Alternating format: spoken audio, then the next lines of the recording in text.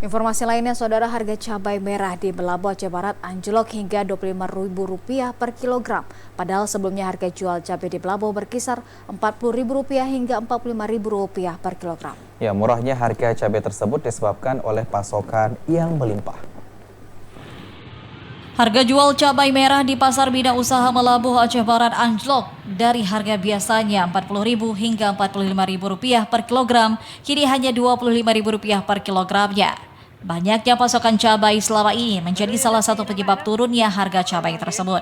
Awi, seorang pedagang cabai di Pasar Bina Usaha Melabuh, mengatakan turunnya harga jual beli cabai telah terjadi sejak beberapa bulan lalu.